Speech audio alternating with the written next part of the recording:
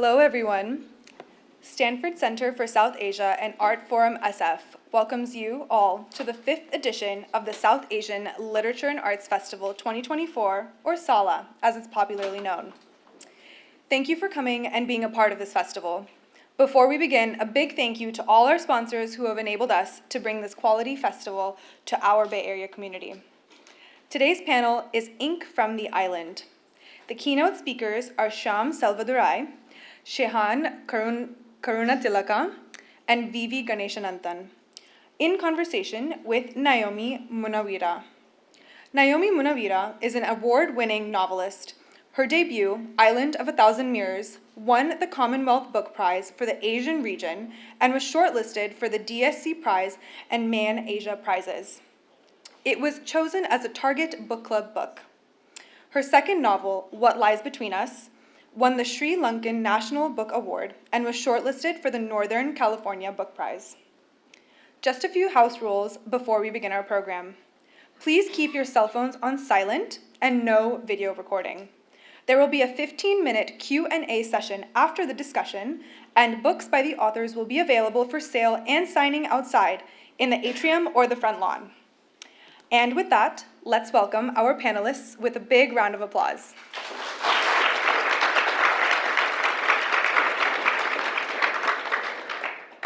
Good afternoon, everyone. Can you hear me? Yes, wonderful. Thank you so much for coming to our panel. I hope you had a lovely lunch. I hope you're settled in. I hope that we're going to wake you up a bit from your post-lunch food coma. I'm so thrilled to be here with these amazing writers who I'm also very, very lucky to call my friends. We've been in conversation through our books for decades, really, and it's just such a thrill. When Sala reached out to me a while back to say, who would you like to have on a panel? I thought, wow, can I just ask for anyone I want? And they said, yes. And I said, these guys. So it's just so thrilling for me to be up here with these Sri Lankan writers who are writing the stories of our country and our conflict and our passions and our inner lives in a way, and presenting them to a world that knows usually very, very little about Sri Lanka. So this is very special. I'm so glad to have all of you here. I'm going to, you know, they don't need any introduction, but I'm going to do quick introductions, and then we're going to have short readings from each of them. This is Shehan. His debut novel, Chinaman, The Legend of Pradeep Mathew, won the Commonwealth Book Prize, the DSC Prize for South Asian Literature, the Gratiaen Prize, and it was adjudged the second greatest cricket book of all time. It's a silver medal. It's pretty good. And then, you know, you might have heard that his third novel, The Seven Moons of Maali Almeida, was announced as the winner of the 2022 Booker Prize.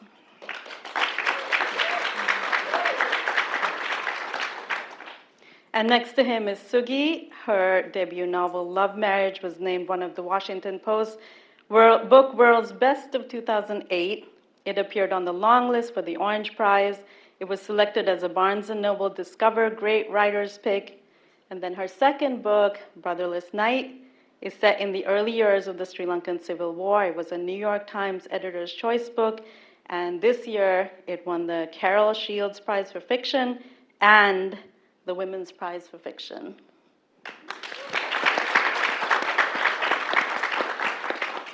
And then finally, Shyam. I'm sure he needs no introduction, but Shyam's long and illustrious career spans decades.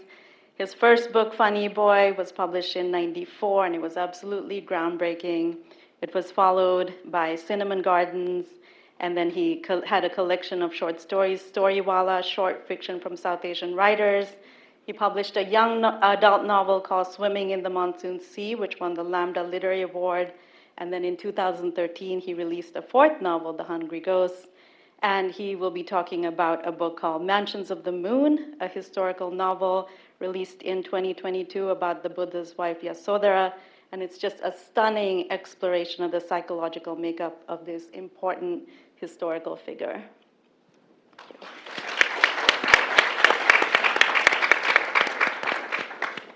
So I've asked them to just give you a little taste of their fiction, just a few paragraphs, and I'd love to We'll go this way. Shyam, if you could start.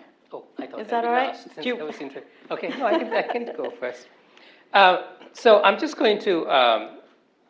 The courtesans in the Buddha's time were very important figures. They were glamour figures like film stars are today.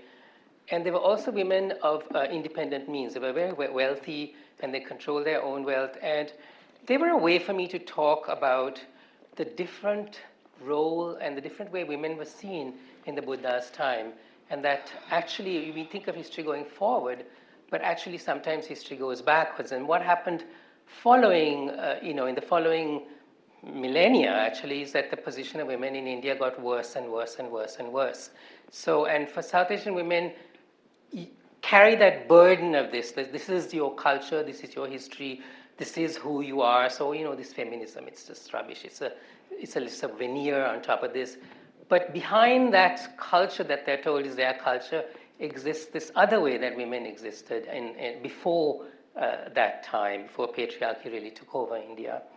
So I wanted to write about the courtesans, but the story is about Yasodhara, the Buddha's wife. So one of the things I discovered in my research was that women, respectable married women, also went to see these courtesans during the daytime, and we don't know why they went. So the scholars suggested that maybe they went for advice on sex, affairs around the marital bed, and affairs around marriage, advice from, like they were marriage counselors as well. So from that, I invented a ritual where Yasodhara, in the second week of her marriage, goes to see a courtesan to see if there are any problems in the marriage bed, she can discuss it with the courtesan. So she's terribly excited. This is like going to see a film star for her. When she arrived at the receiving room on the third floor, she took a moment to let her eyes adjust to the dimness. And then there she was, the courtesan, Vimala, seated cross-legged on a charpoy in a ray of sunshine coming through the window. Lovely, with her enchanting heart-shaped face and rounded hips, breasts straining against her bodice cloth, which she wore secured around her neck in an elaborate knot. She beckoned Yasodhara forward with a dimpled smile and said sweetly, "Come, Dahare, join me," patting the charpoy and arranging some cushions for her guest. As Yasodhara climbed onto the charpoy and settled herself, she found herself smiling back shyly under the Ganika's merry gaze, taking in her plump, naked arms the press of her voluptuous thighs against the crisp folds of her dhoti, the scent of jasmine from her hair. When Yasodhara was properly settled, Vimala took her guest by the chin and examined her face. "So lovely. The entire city speaks of your bridal procession." She turned Yasodhara's face this way and that. "Ambapali would be envious." Yasodhara blushed at the highest compliment a woman could be paid, to be compared to the great courtesan of Vesali, the most beautiful woman in the middle country. And have you ever met the great Ambapali?" she asked, to deflect further compliments. Vimala nodded and mock grimaced. "No woman, especially someone like me, whose beauty is her career, should meet the great Ambapali. I am nothing but a crow compared to her." "So then the stories are true?" Yasodhara asked, breathless, for she had always longed to see this legendary beauty. Vimala laughed and nodded. "They say she's not human, but the daughter of an Apsara. And when you see her, you can believe that this is true. Her beauty is unearthly." She took Yasodhara's hand. "Now tell me, Dare, are there any problems in the marital bed? Any questions you want to ask me on how to please your husband? Tell me also how your nights have been this past week." Yasodhara blushed, but then seeing the placid professional interest of the Ganika, she narrated the events of their wedding night and her relations with Siddhartha since. Vimala was genuinely happy, and when she was done, declared with the satisfaction of work well accomplished, "Ah, then my Ganika Kusuma trained your husband well. She will be pleased to hear that." She let out a merry laugh as Yasodhara blushed, embarrassed and also jealous. Vimala took her by the chin again. "So very charming." Thank you.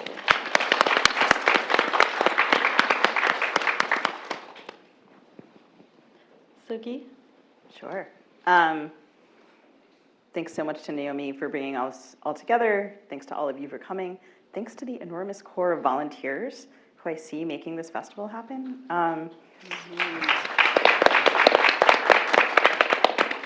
And yeah, it's a thrill to be here in this company of writers who have been so influential for me, who it's been a joy to be in conversation with. This is the prologue of Brotherless Night, which is a woman who is a middle-aged Tamil woman who is in New York, recalling her childhood in Jaffna near the beginning of the Civil War, and she's speaking from New York in 2009. I recently sent a letter to a terrorist I used to know. He lives near me, here in New York City, and when I opened the envelope and slid in the note that said, "I would like to come and see you," I thought of how much he had always required of me and how little I had ever asked of him. Even when I was growing up in Sri Lanka, before I had ever heard the word terrorist, I knew that if a certain kind of person wanted something done, I should comply without asking too many questions. I met a lot of these sorts of people when I was younger, because I used to be what you would call a terrorist myself. We were civilians first. You must understand that word terrorist is too simple for the history we have lived, too simple for me, too simple even for this man. How could one word be enough? But I am going to say it anyway, because it is the language you know, and it will help you to understand who we were, what we were called, and who we have truly become.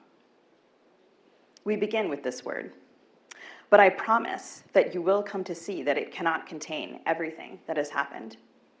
Someday the story will begin with the word civilian, the word home.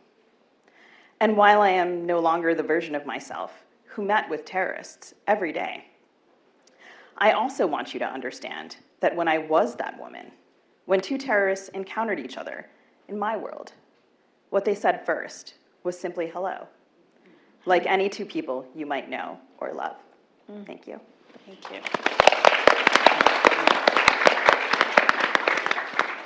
Shehan? Yes.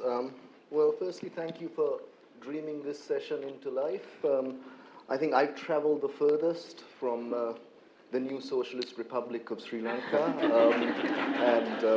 Yeah, I left it, it was fine. Hopefully it'll be fine when I get back. Yeah. I'm just going to read from the beginning of the book. This is where Maali, Almeida, dead war photographer, gambler, slut, wakes up in the afterlife, which closely resembles a Sri Lankan bureaucracy. And he didn't believe in the afterlife, and neither did he believe in a Sri Lankan bureaucracy, but he's forced there to confront a lady behind a counter who he recognizes just before, and she ends up playing a pivotal role in his 7 moons of making sense of his life and finding out who killed him. It is only then that you recognize her. Her toothpaste ad smile had been all over the newspapers for much of 1989. The university lecturer slain by Tamil extremists for the crime of being a Tamil moderate. I know you. You are Dr. Rani Sridharan. Couldn't make you out without your loudspeaker. Your articles on the Tamil Tigers were superb, but you used my photos without asking. The thing that makes you most Sri Lankan is not your father's surname or the holy place where you kneel, nor the smile you plaster on your face to hide your fears. It is the knowing of other Lankans and knowing of those Lankans. There are aunties, if given a surname and a school, who can pinpoint any Lankan to the nearest cousin. You have moved in circles that overlapped and many that stayed shut. You were cursed with the gift of never forgetting a name, a face, or a sequence of cards. You turn and face the people behind you. You raise your hands like a prophet. Always the show-off you were. Always loud except when you weren't. None of you ghouls exist. You are phantoms from my snoring brain. I have swallowed Jackie's silly pills. This is a hallucination. There is no damn life after death. If I close my eyes, you will vanish like farts. They pay as much attention to you as Ronald Reagan does to the Maldives. Neither the car crash victims, the abductees, the old folk in hospital gowns, nor the late lamented Dr. Rani Sridharan notice your outburst. The chances of finding a pearl in an oyster are 1 in 12,000. The chances of being hit by lightning are 1 in 700,000. The odds of the soul surviving the body's death are 1 in nothing, 1 in nada, 1 in zilch. You must be asleep, of this you are certain, but soon you will wake. But then you have this horrible thought, more terrible than this savage island, this godless planet, this dying sun, and this snoring galaxy. What if all this while asleep is what you have been? And what if, from this moment forth, you, Malinda Almeida, photographer, gambler, slut, never get to close your eyes ever again?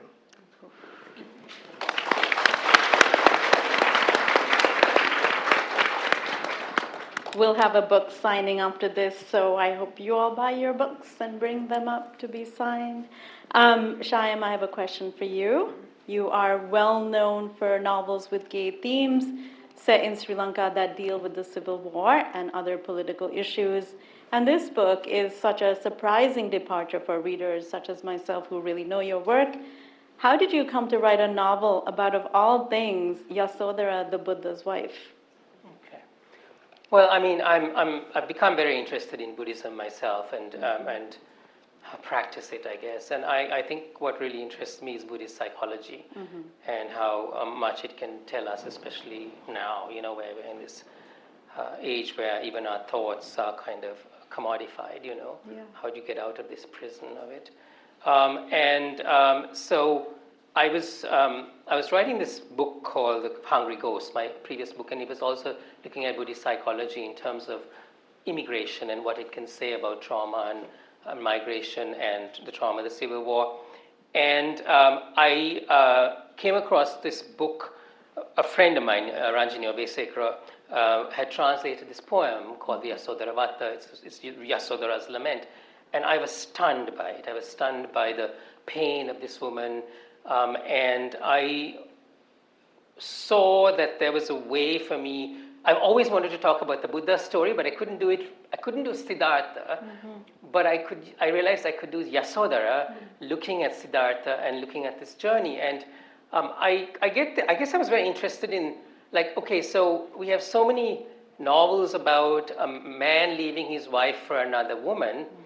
We don't have novels about a man leaving his wife for a philosophy.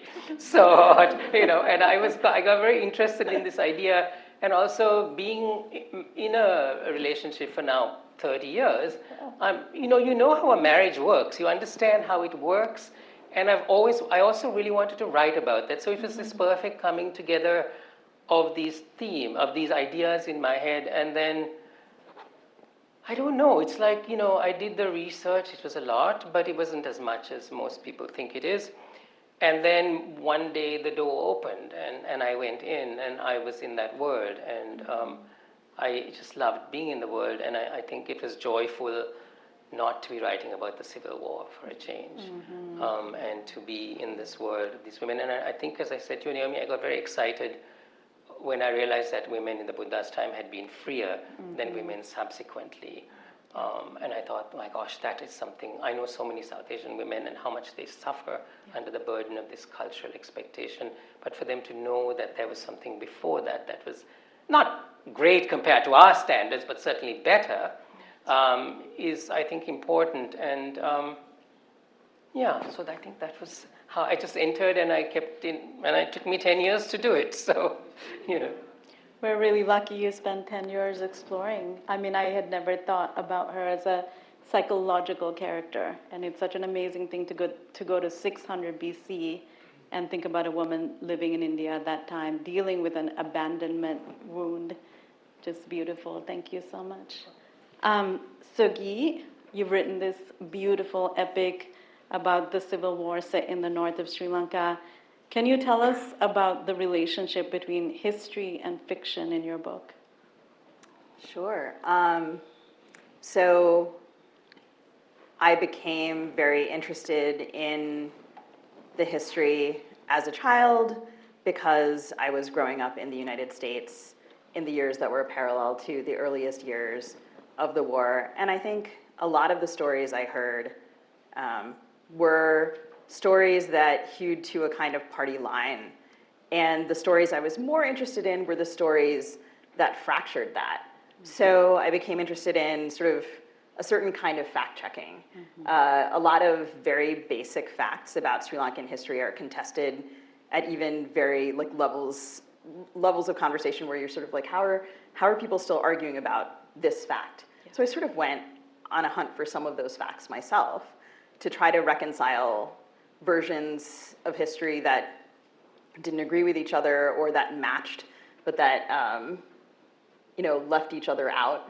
So I was interested in finding a version that I could reconcile myself to and believe in, and also one that allowed for a centering of Jaffna, which is a place that's important to me, the centering of women, the centering of minorities, specifically Tamil people, and also women, students, dissidents, people who, in some Sri Lankan histories, have been pushed to the edge of the canvas.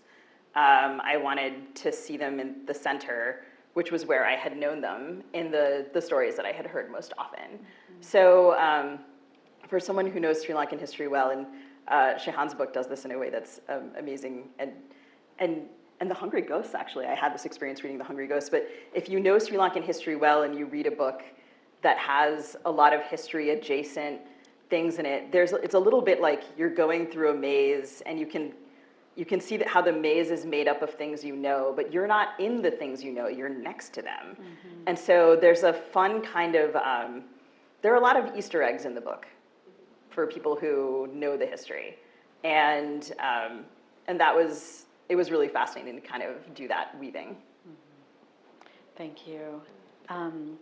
Shehan, Seven Moons went through a great deal of evolution in the writing. It started out as a really different project. Can you tell us about the evolution of the book? When did you know to change or cut or start over? Yes, mine was 7 years, so not quite the decades that you guys, decades plus, right? So I'm pretty quick, I think, but it went, so this was 2012, 2013, the post-war period, that period we were so hopeful for because we thought this war would be a forever war, and it'd been going throughout our childhood, and so when it ended, I saw there was a lot of optimism, especially among our generation, that everyone was going to come back, we're going to build this beautiful country, and there was a lot of squabbling, and and also I think where I was, when you write a first book, I don't know about you guys, but I didn't expect to be writing a second book. You think, okay, hopefully this thing gets published, and it did better than expected. So also I was sick of talking about cricket. That was the other thing. So I also came to it from a similar, like, my first novel, I don't know if I can write about the Civil War. What do I know about the Civil War? Let me write a book that has nothing to do with this, which is what Chinaman was, a book about cricket. And I think I'm kind of in that place again. Let's see how the next one, because, we don't just have one story, as they say. Yeah. But so then I thought, okay, a ghost story. That'll be as far away from cricket. And that's where it began.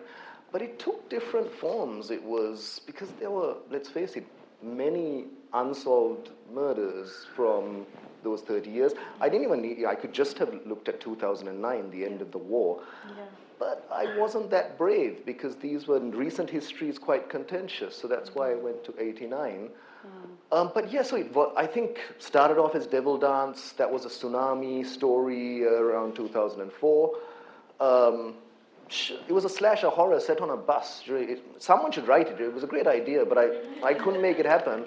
All that remained from the wreckage of that bus crash was the ghost on the bus, who was Maali Almeida, a dead war photographer, who I didn't know anything about. So that was the second iteration. And then I think I finally finished it in 2020, and it became Chats with the Dead. And that was, I think, essentially what became Seven Moons, this ghost going through the afterlife, this bureaucracy chatting to dead people. And the dead talking about what Sri Lanka had done to them and their opinions on Sri Lanka and the afterlife. But then 2020, remember what happened? We went indoors and we finished all our novels and read all the books in the house. And that period, but also there wasn't much interest in publishing it outside of India. So I find myself having to rewrite it again with a very kind and dedicated editor and publisher, Natanya Jans. And so I would say 4 times I started from scratch. And I think, we all know this, the writers in the room, it takes just as long to write a crap book as it does a decent one. And you have to just, that moment where you think it's easy for me to start again. But I think I don't mind that so much. Hopefully I'll be quicker next time, but it takes as long as it takes. And then it came out 2022 during the Aragalaya when the economy had collapsed and people were on the street trying to chase out the president and jumping in his pool and all of that absurdity. And I think when it came out, it was seen as prescient and prophetic. I mean, clearly that was a marketing ploy as well, to have the book coming out when your country is being collapsing. And then it won a big prize. And here we are on the other side of the planet talking about it. So that was the 7 years. Yeah. Amazing. Just so thrilled and congratulations. It's so good for all of us to be from this tiny place and have you be the second. Michael Andanji was the first Sri Lankan, and you're the second to win the Booker Prize, and it's just wonderful. To go back to something, Shyam, that you said, there was this moment where the book opened, and I'm just curious for all of you, if there was, I'd love to hear what your moment where it opened, and also maybe drop in like how many years each of you took to write your books, and if you could think about that moment where something, we're trying so hard, we're pushing, and then something sort of gushes open. It's such a profound and beautiful moment. Can you speak to that? Yeah, I remember it well because it's a normal process. Even if I'm writing about civil war, I'm researching it. I'm trying to understand it from outside of my own experience. Yeah. And so I'd done my research, and then I'd gone to Nepal under the guidance of an amazing academic at U of T who really understood what a writer needed, a novelist needed in terms of research. And I'd done everything, and then I had one day left, and I was just sitting in a cafe, and it was raining. And I just looked out, and there was this woman coming down the street she was holding her son's hand, and she had her wrap pulled over both of them. And then, I don't know why, but I watched them walk all the way past, and then suddenly I had her. I just suddenly saw her, and I heard her voice in my head. And that's just like that mystical moment that always seems to happen for me, whether it's them or that or the child in Funny Boy. And then, I don't know, and then the door is there, the door opens and you can go in. But the door does not always open. There are things that the door does not open for and might never open for in my writing career. Yeah. So that door, luckily, after all the research, opened. Otherwise, I would have been screwed. So, yeah. How long did you write the book, and at what point do you think the book opened? I started in 2014. Mm-hmm. We published in 2022. Mm-hmm. It opened pretty fast, but then I did not know. She was such a strong voice, such a strong presence that I kept saying, shh, because I wanted to try and get Siddhartha in, and she just was like so overpowering, She's overpowering in the marriage, she's overpowering, and I just kind of had to, so it took a while for me to understand how minimal Siddhartha's point of view was going to be in the book, because the moment I shifted into his point of view, the book gets kind of slightly stiff. And curiously, Ananda's point of view is more soft and gentle and more full. It just feels more full. So it was just trying to learn how to balance that out. That took a very long time. And then to do what all of us do, which is to kind of throw up your hands and bow before the kind of push of the book, which is now its own thing. Yeah. Suki, how long did it take, and was there a moment of opening? My book I started it in 2004, and I finished it in 2022. So I could have multiple answers to this question, which is good, because if there had only been one in that whole time, that would have been really horrible. But I'll pick one, which is to say that I had been writing the book for a while, and the characters kind of alluded to terrible things and referred to befores and afters, and a lot of the things that they were talking about didn't occur on the page. And then I had a friend, the wonderful writer Leslie Arima, who has a marvelous collection of short stories. She lives in Minneapolis, where I live, and she sort of said to me very gently, "Have you considered writing your book in order?" And I realized that I had been having a hard time with kind of cause and effect, because cause and effect during this period of time was very upsetting.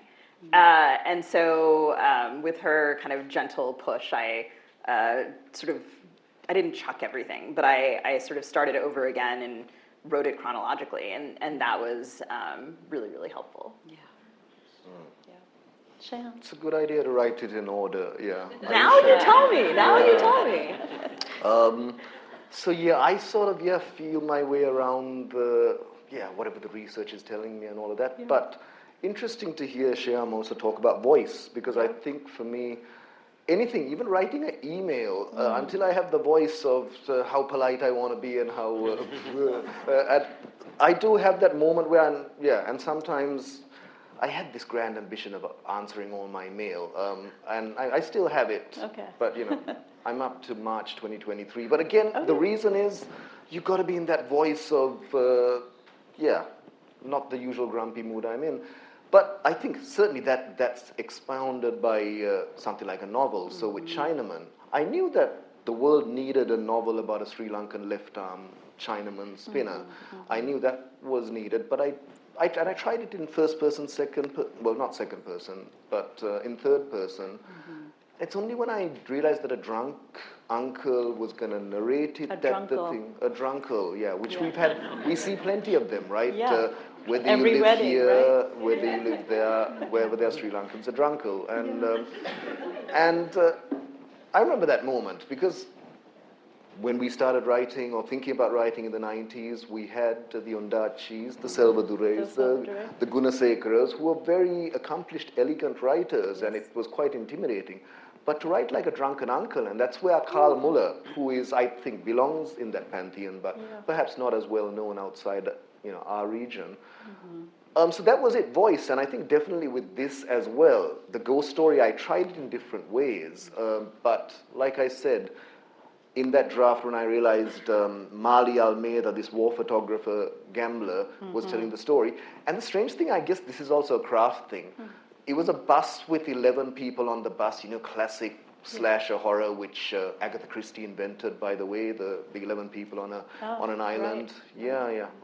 We'll talk about this one later. But and I thought I'll do my take on it. And I did detailed biographies. I spent 6 months doing biographies for each of the people on the bus. I knew everything. And it was completely dead. And the one person I hadn't done the biography was Maali Almeida. And he came alive, because that's the other thing. The book tells you what it wants to be. You can impose all your puppet mastery, but the book starts talking to you, and I know that sounds a bit spooky, but we've all experienced it when the book tells you. And Maali Almeida told me who he was, and voice, I think. Yeah, wonderful. Get to those emails now. Yes. So this is really interesting. You kind of led me to a question. Each of your books is seeming to deal with a real-life historical person, and some of these folks are iconic and famous. How do you write about real-life iconic folks that were out and about in the world? How do you deal with that? Yeah? And this is a question for anyone who wants to take it. Oh, all eyes are coming to me, I suppose, because it's Siddhartha, the Buddha. I think, obviously it was intimidating. One of the things that released my fear was realizing that the story of the Buddha that we know is anyways a fiction. It comes into place about 600 years after his death, and that in the Pali canon there's practically nothing there. And certainly the story of Yasodhara, it hardly exists at all. In fact, she's not even called Yasodhara, she's called Rahula Mata, the mother of Rahula, so she's further effaced, which is an interesting fact, given that the Pali Canon is full of these women who speak their mind and who are, very clear characters. So I think I did so it was already a release to know that, okay, there have been various iterations of Siddhartha or the Buddha story and Yasodhara story, and each one has been of its time. So there's one of Yasodhara that's very much like the Rama Sita story, where she undergoes a trial by fire to prove that Rahula is her son, after her husband has abandoned her, and so I decided that, but ultimately I have to write this book. So I took the advice I always give my writing students, which is that when it's a character that's very far from you, give them some important aspect of yourself. And so with Yasodhara, what I gave her was this part of myself that's very private and that needs a lot of time to myself and needs to be within myself. So I gave that to her. And that's because she has that, she's attracted to this man who is also like that, that who's not going to try and push his way into her private space. And for Siddhartha, it was fairly simple when it finally dawned on me, which is that I know better than anybody the relentless call of your vocation, and that I know what that feels like when you're called to this vocation. Nothing can stop you, and nothing will stop you, because you know that the only alternative is death, as a complete inner death,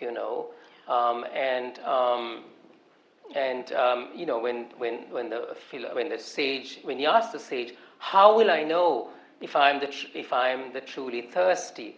And the sage says, you will know. Actually, the sage says, go home and love your wife with all your heart and soul, and then the answer will come to you. So I think it's like that kind of, so that's how I entered both those characters. Thank you. All right. This is really interesting because relatively early on in the writing of the book, I had a couple of strange experiences where I published a section of the novel in a slightly different form as a short story in a journal that does not label things by genre. And then I heard from people who were at the launch of that particular issue that another novelist had decided it was an essay, and was sort of fascinated by my experience as a medic during the Sri Lankan Civil War. And then I had another experience where I was reading a section, actually it was the same section now that I think about it, to a group of people in London who had had experiences during that time. And then after I read, they had a somewhat heated and hilarious debate about which historical event I was referring to. And I had concocted it. And so I had not been aware that I had concocted something that existed. And that's a kind of a strange reverse engineering, or like a kind of alchemy of the book playing back that's really satisfying to know that you have entered the world so completely that you have started to invent the true things. But it also gave me a sense of freedom that no matter what I invented, people would think that I had based it on someone, so I might as well do exactly what I want, which fortunately, having grown up as a Tamil woman, is what I do anyway. Wonderful, thank you. Yeah, no, it's interesting you talked about Easter eggs, because now certain characters are identified just by initial in Brotherless Night. And so, yeah, I was also playing, and there's one, say, for example, a character who dies of a hunger strike quite young, and that mirrors a case, but then the initials, and I was like playing, okay, what's she playing here? She's trying to, and I related to that. I thought it was very clever, because in Chinaman I was trying to also pass on the idea that Pradeep Mathew was an actual player who played during this time, and yeah, my solution wasn't as elegant or as deceptive as yours. Mine was just to mix up names. So you had cricketers like Tony Botham and Hashan Mahanama, and I thought I was being very clever and evasive. And then the lawyers, I asked them, is this okay? Did a legal read for my first book, and they said, well, you're not being clever, you're pissing off two people rather than one person, and you're not fooling anyone. But a famous cricketer suing you is great for publicity and book sales, so let's leave it in. Right. And so I entertained is that guy based on Sanat Jayasuriya? Is that so? That was part of the game there. With this one, of course, you're talking about, unsolved murders, extrajudicial killings, and much more serious subject matter. So I didn't want, even though every ghost in the book is based on a real unsolved murder of the late 80s, I didn't want that game to be played. It would seem a bit glib and flip. And so, but you do have central, so Maali Almeida was inspired by Richard de Soisa, Dr. Rani Sridharan by Dr. Rajani Thiranagama, and Sena Pathirana by Daya Pathirana, less well known, but one of the first victims of the Marxist insurgency. So victims of all our different wars. And that was the premise, them having a dialogue, but I thought, okay, either you do your research properly and you're true to the memory of these people and do it that way, but I'm an ad guy. I prefer to make things up rather than I'm a pretty flimsy journalist, and also I just like we said before, the book talks to you, and the characters became their own thing. So with this one, you could probably find where each ghost comes from, but it's much more heavily disguised. But yeah, I think it's a decision you make every time when you're writing about our recent history. Yeah. It seems like all of you have done so much research. A quick question about research. What was that process like? How much? It seems overwhelming. How do you do it? We're running close to time, so maybe a quick one for whoever wants the research. I think I already answered that question. You do it as much as you need to, so that you feel you can enter the world in a credible manner. Yeah, I feel it does border on procrastination as well, research. I think Stephen Pressfield said you can read 3 books, that's it. Wow. Any topic, just read 3 books, and then write, just enough information so you can lie properly, is what Stephen King says. But of course, it's the lack of confidence.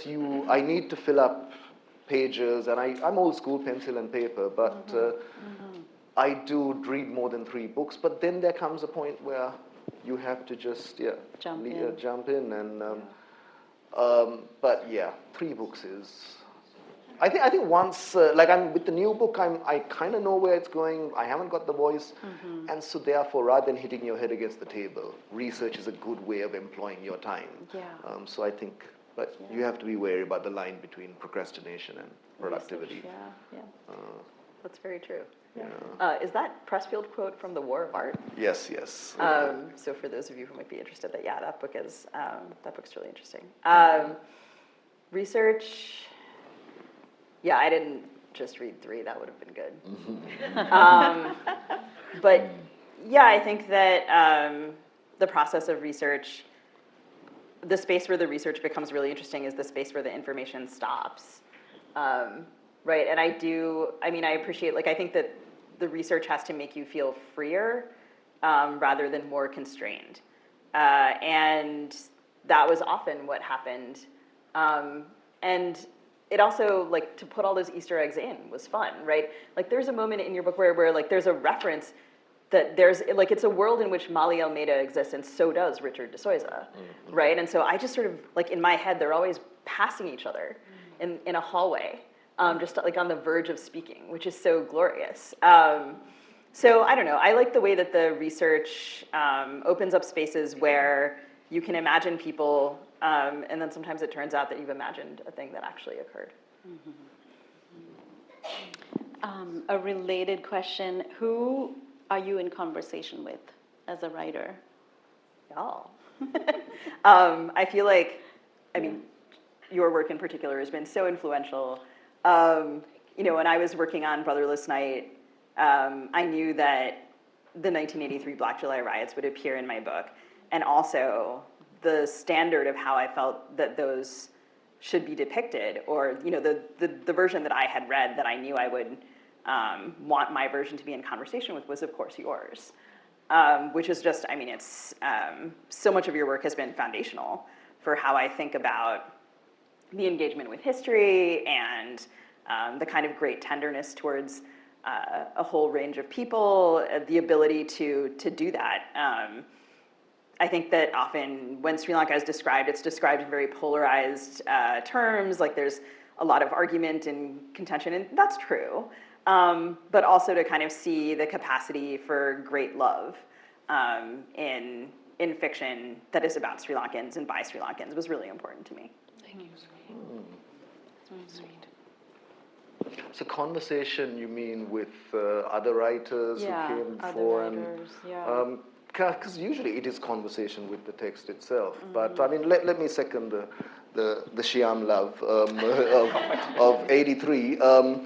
Because I realized Funny Boy, the movie, was the first time I had seen 1983 depicted on film, which is ludicrous. And 40 years after the fact, it's looms large in our memory, and even when it's commemorated, it's the same 3 photographs, the same that we see. And that's sort of what led me to this guy who had a box of photographs under his bed, because I thought, like now, with our recent history, everyone's a photographer, so you know it's whereas our war, that's why perhaps it fades from memory, because there's not enough photographs.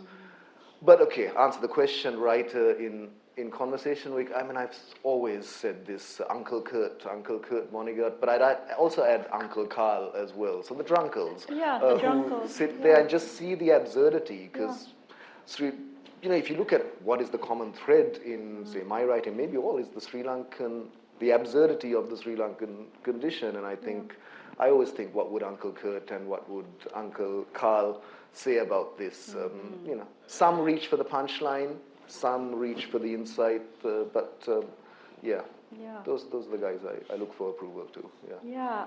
So I'm going to embarrass Shyam and just say, me too, 3. Just, when I read Funny Boy, I think it was the first time I had seen Sri Lankans on the page, and it was just a door open. That was the door. And I think for all of us that came after, you opened that door, and we're so thankful. Oh wow, this is embarrassing. I didn't think this was. Thank you very much. We have 10 minutes for questions, and I'm just going to say questions, not comments. So just be aware. We have quick 10 minutes. Jaya, go ahead. Thank you all. It's just a fascinating conversation. So my question is about how does, you've all written about conflict. How do you think your novels or the works you've done connect to the present moment we live in?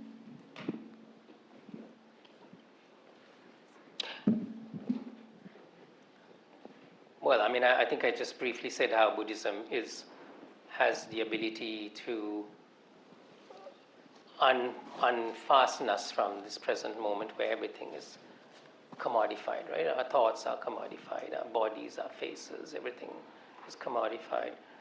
So it allows you to uncouple from that, and I was trying to get that into the novel as well.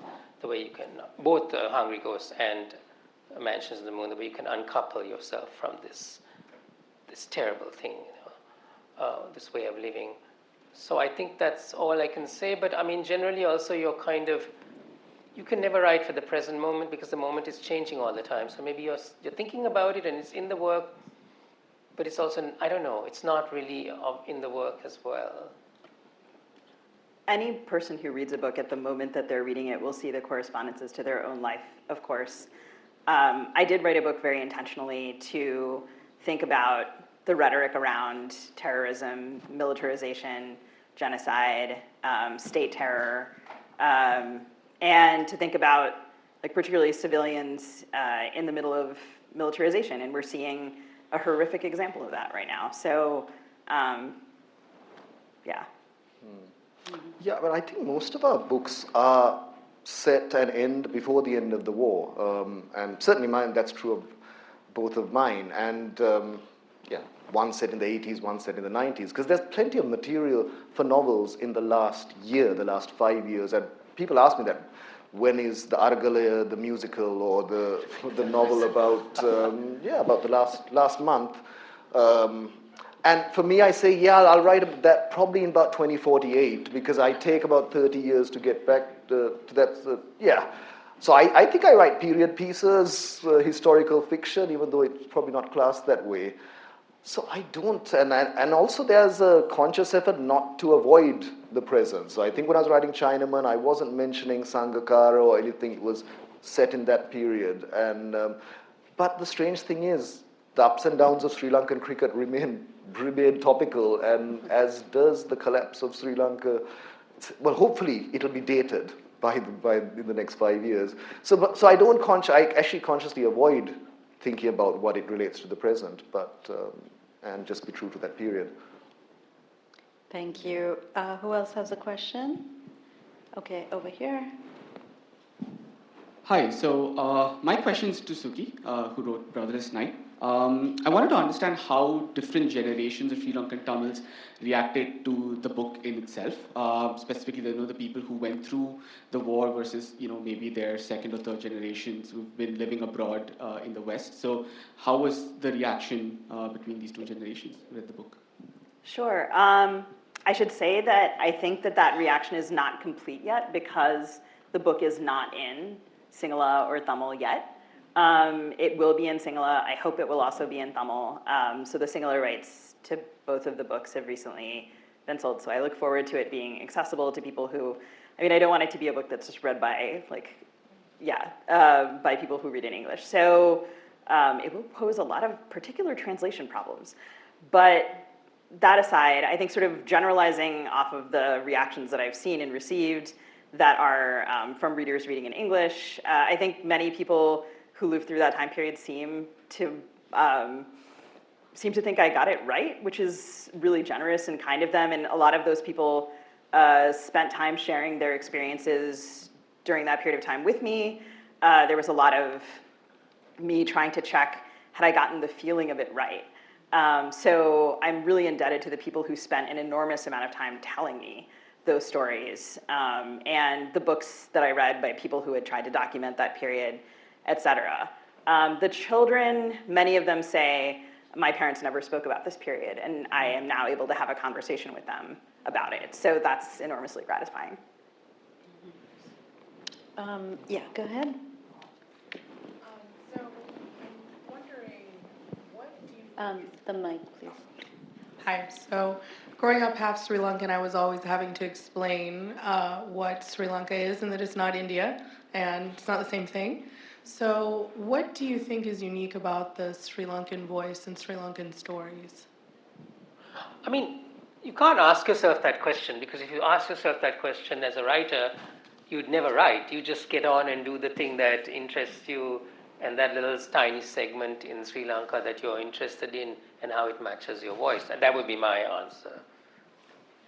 Brotherless Night has in its structure a particular engagement with the notion of being the explaining Sri Lankan, and the protagonist is not always happy about that. And she's also engaging with the idea of who her audience is. Like, is it Sri Lankans? Is it people with no idea of the history? Is it someone who's Sri Lankan who doesn't know all of the history? So she's also always kind of checking her own, sometimes proceeding into the story with an assumption and then sometimes doubling back and sort of being like, well, maybe you actually know what I'm talking about. Maybe I'm actually talking to someone from my own community.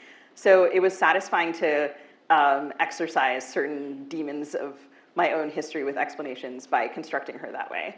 But I'm not sure that's an answer to your question. Yeah, I think that's that's a question for the professors and the academics, what the Sri Lankan voice is. What I can say is, Sri Lankan literature is having a moment, especially if you measure things by awards. Apart from, Brotherless Night and my book, Shankari Chandran, the Miles Franklin, Vajra Chandrasekhara won the Nebula, was nominated for the Hugo. Very, very different voices if you look at it. And so we have this, Yudanjay and Amanda Jai, this very kind of genre voices and, humorous voices, much more serious ones. And I just think, look, Sri Lanka, as, I'm assuming you visited and it's a beautiful paradise full of all these contradictions. But it's a great place for writing dystopian novels or whatever types of novels because there's plenty of material there. So I think also there is a generation of writers who are skilled enough to adopt different voices, and I think maybe we've all come of age at the same time, and let's leave that to when we're done, they'll see what commonalities we have. But I do note that there's a myriad of voices, and I think that's a great thing. There's a question over here. First of all, I would like to make a small comment that I read Brotherless Night only this year itself. And for me, as an Indian, it was a very big moment to realize how the countries around Sri Lanka also helped perpetuate the war, because what we hear as a news item doesn't always tell you the whole story. And you did blur the lines between terrorists and victims, to really make me question a lot of things. My question for you today is that what I noticed was, although you are Tamilian and you're Sri Lankan, but it was a very dispassionate voice you used in the book. So it was a very factual voice you used in the book, and that struck me at that time. And was it deliberate? Because it's a very emotional issue, I'm sure, for every Sri Lankan, but it's a very dispassionate narration. And somewhere it hits much more, or maybe does not hit for some people because of that. But what was your reasons for using that form of narration, or was it just natural? So Brotherless Night, I read you all the prologue, and so then it jumps back to 1981. So it's a retrospective point of view. So she is narrating the events with the distance of time. It's also very interesting that you described it as dispassionate, because I think people's mileage on that really varies. I've also had people sort of describe it at the other end of the spectrum. And I think that has to do with the histories of different readers and the voices that they grew up with and heard, and the ways that they heard feelings discussed or not discussed. And beyond that, I think a lot of it has to do with the distance of time. I do also think that because I was a journalist, there is some desire to read into the book a notion of objectivity or detachment. And I kind of wonder how people would talk about it if we could go back to the good old days when no one had any idea who I was, which was how I grew up reading books. Like, I largely, I think about one of my kids who we took her to an author event, and we asked her if she wanted to meet the author, and she said, "I'm not that kind of fan." She just wanted to be in, kind of the vicinity and like look at the book. And I am so thrilled always to meet readers. And also, I'm aware of the ways that writers who are minoritized, sometimes like autobiography is read into the text more than it would be otherwise. And there's nothing I can do about when people do that, but I think that, and I'm not saying this is necessarily the case in your situation, but sometimes people are like, well, she was a journalist, so it makes sense that she would write this way. And I'm like, okay. So I just, that was the way the voice came out, kind of in the same way that you were talking about voice seizing you. The voice of that character was always that way, and that was how she insisted on it. Mm-hmm. Thank you for the question. There's a question here, and then we'll take one more after that. We'll take you after that, but go ahead.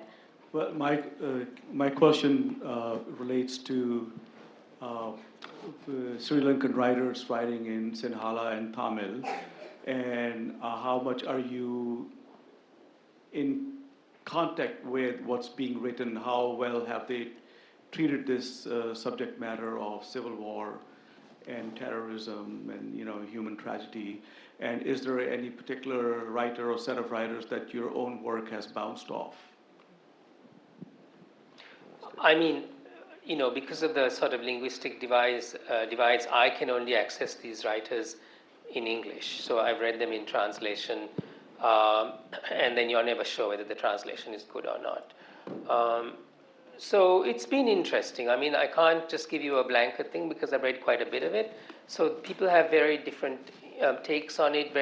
And the writers that I love are the ones who work with something very, very tiny.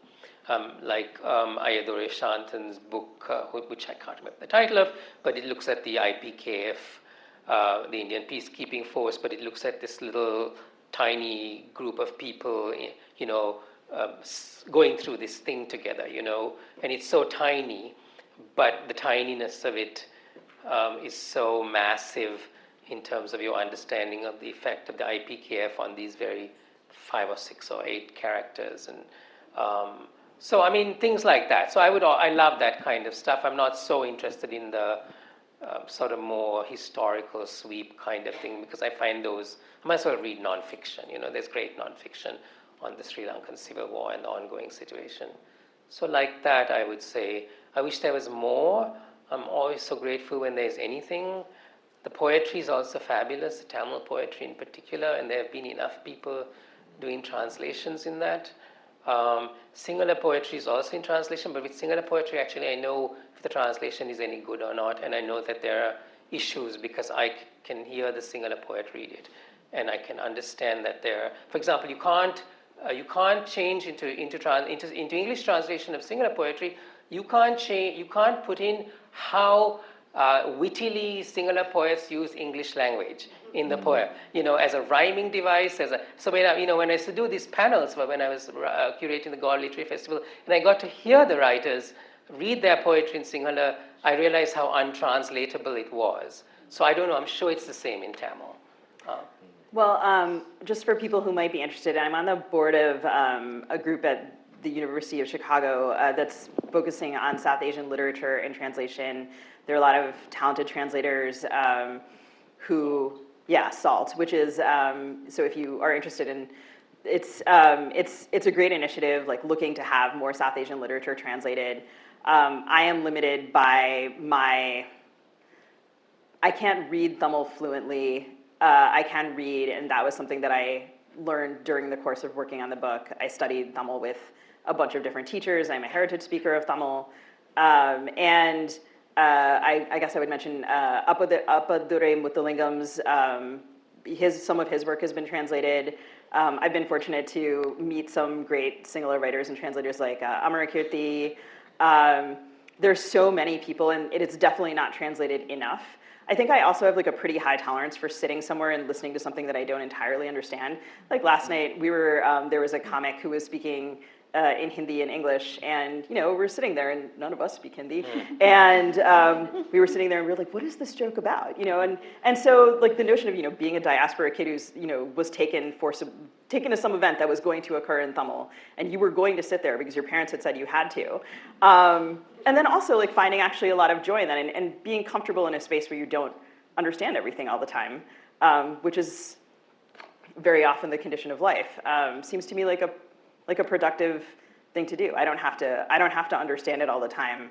If I can understand some, then I feel like I've advanced. There is a final question back there. Yeah, go ahead. Hi. Hello. Thank you so much for your 3 wonderful novels. So you've provided us with 3 different novels that are roughly rooted in historical events that have happened in Sri Lanka over the past 30, 40 years. And they're very distinct, but they all converge in the 1980s, as you've just referenced. And I'm curious as to how you approached the 1980s, why and how you chose to remember the 1980s, whether it was Black July, or whether it was the enforced disappearances of '89. And how do you think that relates to how Sri Lankans think about the 80s today? Why were we all 80s kids? Were we all 80s kids? We were all 80s kids, that generation. I think, so I remember, being 80s kids, we had 2 TV channels, Rupavahini and ITN, and I guess we were the first generation to grow up with, absorbing Western culture and rock and roll and MTV and all of that, and watching, and I remember, I guess it's only later you realize how we watched the Vietnam War movies, and I was like, why don't they make a movie about our war? Our war was pretty cool in much better locations, and it's only later that, and then you go through Sri Lanka's history, and that period isn't being talked about. A few memorials, and so that's why it was natural for me to go there. I guess with the first book, it was the '96 World Cup. For me, I was just fascinated by, amidst all this carnage and chaos, we did something truly spectacular right about that. So I think in my case, that would be the reason the 80s seemed like a forgotten decade. And you realize, the terrors and the horrors that happened, but also what a transitional decade it was. So perhaps that's why, but yeah, I take your point though. We need to start writing about this century at least. There's plenty of other stories. If I could just address your question as well very quickly, I know we're out of time, but I've always felt Sri Lankan literature is in silos. The Sinhala literature, the Tamil literature, and the English, I don't know if we read enough of each other's work. There is work in translation, and then I've been grumbling about this, and then I thought, I should look at myself. I've started reading more Sinhala novels, at least reading Sinhala newspapers, because I had a nerve-wracking experience of going live on TV speaking Sinhala, so I thought, okay, useful to read my own. But Tamil, I've started taking lessons, so hopefully in 5-10 years I'll be able to do that. But that's just my personal thing. But I think it would be great if we did have more work in translation and have a national literature, at least the classics, the seminal work from, and I think, Shyam, you did a great job with that compilation, but that was, again, it was in translation. And there's a lot to play for and a long way to go in bringing them together. I think we're out of time. Thank you so much. Come to the book signing. Thank you. Just a quick announcement, the book signing for our panelists will be happening in the atrium, which is right behind us. Thank you.